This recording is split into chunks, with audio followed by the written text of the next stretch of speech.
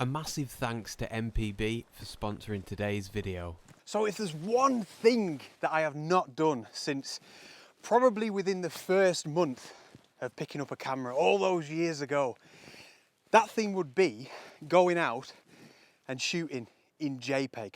Ever since I discovered that you could shoot in RAW and what that actually meant, I have just not seen the point in shooting in JPEG until perhaps today. I found something out recently that I think is pretty cool, and if you've never heard of this before, I think you're going to find it pretty interesting.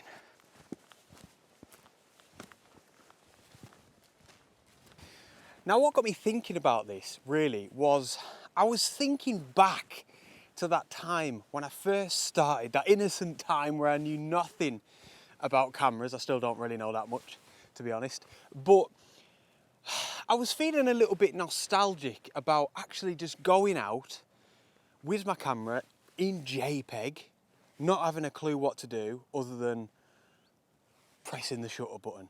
Camera on automatic and, oh look, that might be a nice photograph over there. Let's go and investigate. Now, I'm not saying going forward, that's all I'm going to strive for. I'm going to delete Lightroom and Photoshop. Absolutely not. Take it from me, post-processing is brilliant. It's an important part of the process, in my opinion, and I absolutely love it. That's not going to change. But yeah, something about that process felt really attractive to me. So I thought, I'll tell you what, let's just have a go, going out, stick the camera in JPEG, let it do the processing in camera and see what comes of it.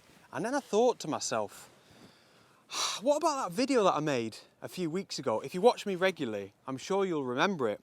If not, I'll pop it up in the corner if you want to see it. But just to fill you in briefly, I discovered that, you know, you can change the picture profiles in your camera. So the photograph is kind of looking different as you're looking through the viewfinder. The colours are different, saturation, sharpness. But you can actually edit all of them picture profiles as well to your own liking.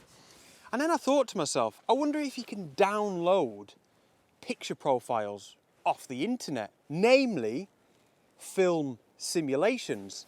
And I've always known, like, Fujifilm cameras, I'm pretty sure they come preloaded with these film simulations and they're really brilliant for it. And I thought, in this day and age, surely tiny little files of these little film simulated profiles that somebody's probably created, surely they can just go on the camera. And lo and behold, it was a piece of cake. In fact, it's that easy. I'm not even going to explain the process in this video in any depth because it's so simple. For Nikon at least, you just go on a website that I'll put in the video description below. You download the film simulations that you want, put them on your memory card, load them onto your camera once the memory card's in there. So easy, but really cool. And then you stick your camera in JPEG and just pick the specific film simulations that you want. So that's exactly what I'm doing today.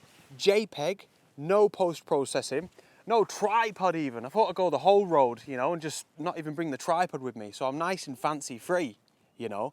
But I've got 4 of these different film simulations. I just picked 4 that I thought looked pretty nice. I feel like they're going to suit my style of post-processing, if you will, because that's in a way what they're actually replicating. And I'm just going to go out, have a little mooch about the South Lake District and see what we can find in JPEG.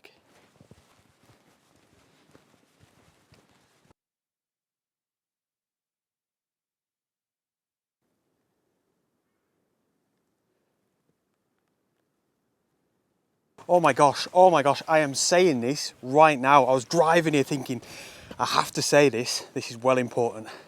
I am scared that I'm going to forget to put my frigging camera back into RAW and that I'm going to go out next time on a photo shoot, take some amazing photograph, get it home, buzz in, can't wait to edit it and realise that I shot it in JPEG. So please, at least one of you, comment below and remind me to put my Nikon Z7 back into RAW, because by the time this video's out, I'll read every single comment that you post and it'll probably do me the world of good.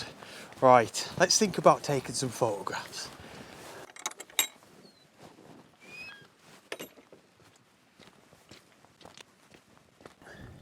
I just got a pretty funny photograph of a herdwick and a crow just staring at each other. Look, I'll put it up on the screen here. I don't know what was going on though. The crow just landed next to him and started glaring at him. Herdwick was having a little munch on some grass, just looking back at him like, what's up with you, mate? Why are you staring at me? I was actually taking my first photograph when the crow flew in and landed on the rock. So I'll go back, I'll revert to my original photograph now. Aperture priority, if I didn't make that clear, I don't think I said that actually. I feel like it just suits the approach of the day. We're shooting in JPEG with no tripod, fancy free, like I said before. All I'm doing is, I'm probably going to have it on like f11 all day as well. So I'm essentially shooting in automatic as far as I'm concerned. And all I'm doing is flicking like this. So if I could show you, I'm not good at this. Flicking between my 4 film simulations. So I've got Kodak, Portrait, NC. I don't know what any of these mean, by the way. It's not my field. Provia, which I'm quite liking so far. Fuji Astia 200F. And then just Astia. They both look different. I assume they're different. For this particular shot, I'm going for Provia. I think this is going to be my favourite one. Colours are a little bit muted. There's not too much sharpness, and it looks good. In this instance, at least, we've got 2 Herdwicks chilling. A nice lot of rockage, loads of texture, and the sky's quite nice as well. Now I have got a couple of inhibitions with shooting like this in JPEG, which I'll talk about briefly before I show you this shot. Firstly is high dynamic range scenes. If there's a high dynamic range, usually and I'm shooting in RAW, I will bracket out on location and then I'll blend the exposures together in post. Sorted. Can't really do that in JPEG, so that's a bit of an inhibition. Secondly, and this is the big one, just actually not post-processing at all. Like, I'm looking at this image that I've just taken. I'm not sure if I like the way the sky looks. There's lots of detail in there. It's looking quite bright, but I'm going to try and relax a little bit, and I think that's the answer to both of those inhibitions. This is probably what some of you are thinking. Some of you that may go out and shoot JPEG a lot, that inhibition feeling of anxiety kind of defeats the purpose of what we're doing here. We're trying to relax, we're trying to be fancy free, I'll say it again. So this is the first photograph of the 2 Herdwicks, or the second one after the Herdwick and the crow.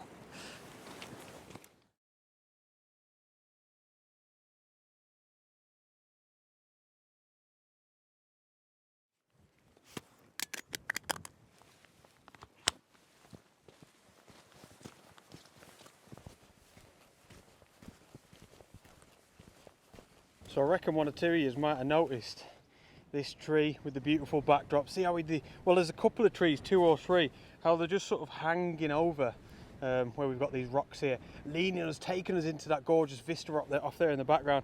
And I've just tried to frame some sort of photograph with them, but it's not working. There's too much weight on that left hand side with the big tree, and also more like this tree down here. It's just mush. It's getting lost into the fell that's in the background as well. But what I'm going to do is walk a bit further around, a bit further down, because of course that background's still going to stay the same. But see all the rocks, little cliffs, little crags across the footpath here. I think they look fantastic and a lot cleaner, a lot simpler. So fingers crossed we can get something over there. Let's go and investigate.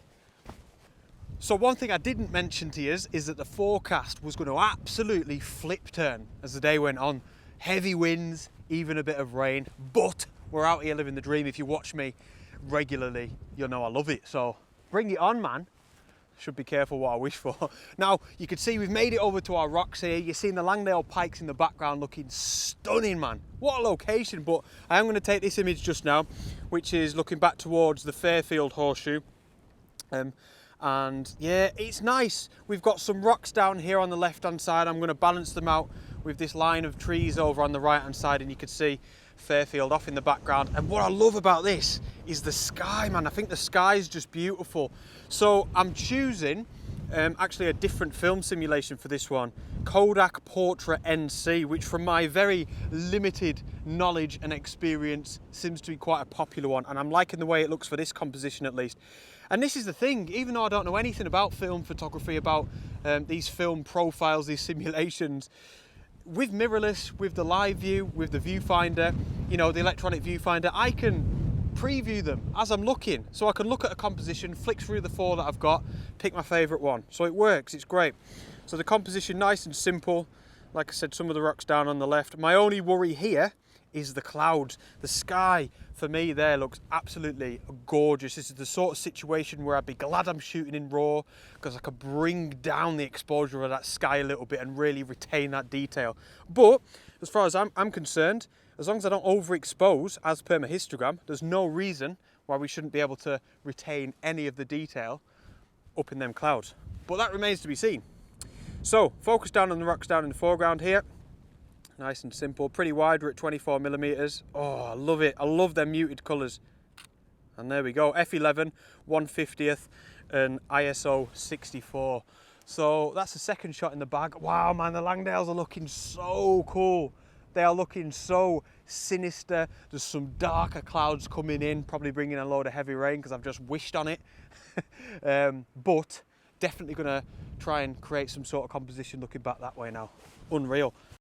So as for that photograph of the Langdale Pikes, you can see off there in the background, this is pretty much where I was stood up there on that little mound just a second ago. And as I was filming it, I just looked and thought, that's the composition, man. No need to mess around. Oh my gosh, that wind has come in now big time. So we're still in the same picture profile, or the film simulation, the Kodak Portrait NC. It's looking fantastic. It suits these conditions as well. I'm just going to stick the pikes up in the top left-hand third. Again, make sure I don't overexpose. F11, ISO 72 apparently, and then 1/50th of a second. There we go. And again, I'm loving that sort of muted look, those muted tones. Hopefully, we've still got some detail in the sky up there. You're seeing it right now, so fingers crossed it looks good. But yeah, Langdale Pike's always a lovely subject. Now, even though the wind has come in, I am not willing to give up just yet, because it's bringing in all these incredible clouds. So we'll keep wandering around. We'll get wet if we need to. We're out here living the dream. In JPEG, we're living the dream in JPEG, man. Oh man, so the gloves are out, the hood is up, it is cold and the rain's starting to come down. Look, I've come all of genuinely about 5 steps, and I just noticed this absolute dragon back, this serpent of a rock that is just leading out to one mound, and then the Langdale Pikes, man. So asking to be photographed. Here we go, the lenses are getting wet and stuff. Now, this is when we know we're living the dream.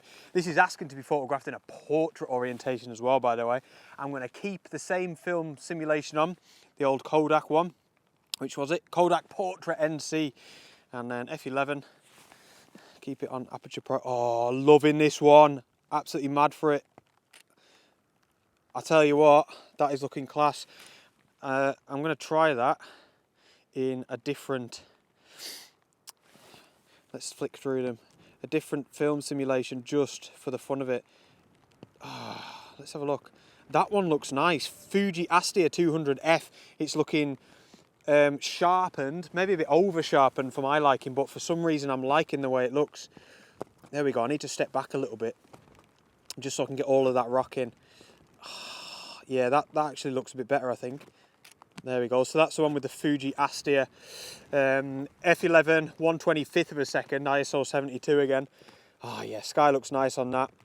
Absolutely brilliant. Right, let's move on. See what else awaits. See what else awaits.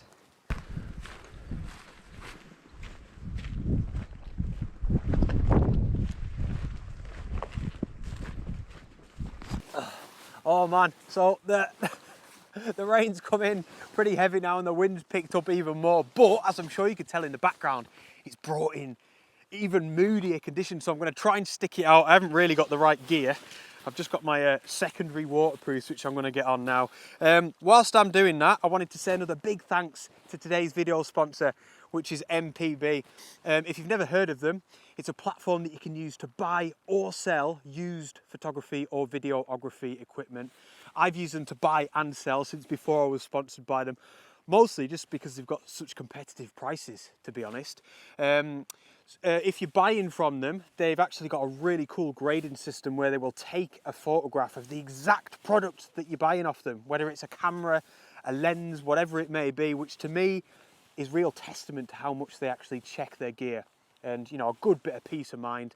Where MPB probably come into their own, though, like I always say, is selling to them. Again, really competitive prices. They will actually send a courier to your house at a time slot of your choosing. and free of charge, and all you've got to do is box the products up that you're selling to them. So like I always say, if you've just got stuff lying around, it's a bit of a no-brainer. As long as everything's all right with the gear and stuff, the money will be within your bank within like 2 or 3 days. Absolutely brilliant. So another massive thanks to them. I'll put a link in the video description if you want to go and check out MPB. And yeah, really grateful for their support. Now, let's get the waterproofs on. So it's getting somewhat more difficult to shoot now, but like I just said when I was putting the old waterproofs on, the conditions are just so nice, man. Hope you could see that Langdale Pike's just sticking out ever so slightly down in the Langdale Valley. There's little Langdale town down there. That was the shot that we took before, or the background, back towards the Fairfield Horseshoe. And look at the layers since this rain has come in. So yeah, difficult to shoot in, but always worth it. Lens cap's getting chucked on the floor. There we go. So, again, I'm just experimenting, or I'm just wanting to experiment as I'm looking. So you can sort of see in the background how it changes. And I'm just taking it shot by shot, seeing which one I prefer really. So let's have a look. I'm loving that Kodak Portra NC again. I love the muted colours. Wow, the sky, to be fair, when I was photographing the sky over there earlier, it wasn't actually that dramatic. It was just, there was just a lot of texture, if that makes sense. Whereas now, because of all these mad conditions that have come in, it's actually got a lot more dramatic, you know, a lot more of those lovely darker tones that I like. So, yeah, Kodak Portra NC again. And I'm going to actually shoot this in a 16:9. Just look down at the bottom. I don't need all of that down there, you know. No need for it. I think a 16:9, a bit more of a letterbox aspect ratio is going to work better here. So I'll just stick it in that. Much prefer that already. Focus on those trees down there. I'll tell you what, I'll get my histogram up just in case. I'm going to bring it down slightly because I really want to make sure I don't overexpose that sky. Let's go for a full stop underexposed. Love it. Make sure we're level. There's your dinner. There we go. There we go. What was that? F11, 1/25 of a second, and ISO 72. It loves that ISO 72, doesn't it? So let's have a look. I was going to go down that path that you can probably see down there. I'm just a bit unsure about the weather. We'll see. We'll see. I've got to make a decision. Oh, there's my lens cap on the deck. Oh, you know what? I'm going to have to bail, mates. We've got proper sideways rain. I'm going to get one more photograph here, but to be fair, there are like yellow weather warnings for this evening and on into the night. So it was forecast, like I said. I don't know. I've always just got great expectations in my head, and then, yeah, generally it does go to pot when you're out in these sorts of conditions. So I haven't got a cloth with me. I'll give him a white t-shirt. There we go. Don't do what I do. Right. I want 2 more shots here. Firstly, I want a shot of the dry stone wall leading down into Little Langdale, and then the pikes again, man. And you can probably barely see them on your right hand side. So sinister. They've now, the tops of them, the peaks have now entered some of that low dramatic cloud. So yeah, this one's probably going to be fairly wide again. What we got here, about 35 mil. And let's have another quick look at, I'm going to put it back in the different modes. I'm going to look for the different modes, sorry. Kodak Portra, Provia, Fuji. It's going to have to be Kodak Portra again, man. I think that's been the one of the day, hasn't it? Or the latter stages. This looks class. Oh, I love the way that looks, man. These are the moments when I love the way a photograph looks, shooting in JPEG, and I'm thinking to myself, am I doing the right thing here? Because this looks wonderful. I'm going to take that one again because I think I was still underexposed from the last shot. Wow, man, I love it. I love this photograph. Dry stone wall leading in from the bottom left. There we go, that one might be slightly brighter. Sky's looking all right, to be fair, everything looks good. I love the way there's this diagonal of the dry stone wall there leading us in. Absolute class. And then the second shot, I want to zoom right in at the pikes. I'm going to stick on that Kodak Portra NC. I don't know if this is even going to work, but I wanted to try it out to see, you know, because I can barely see the pikes here and it doesn't look great on the camera, but this is the situation where I'd really use a little bit of dehaze in post-production to get it out. But I just want to see, little tree on the bottom left, pikes. No, I don't think that one's looking any good. It looks all right, even if you can't see the pikes. I'll put it up on the screen there so you can see it. Right, I'm gonna have to bail, ladies and gents. I hope you enjoyed the video, I hope you enjoyed the concept. Yeah, maybe give it a go. Like I said, that website for the Nikon profiles at least will be in the video description below. Give it a go, it's pretty fun. I've enjoyed it, I'll definitely be doing it again. Right, mad to get back to the Blue Jay. Thanks again, see you on the next adventure. Oh, comment below as well. Love to hear from you. Out!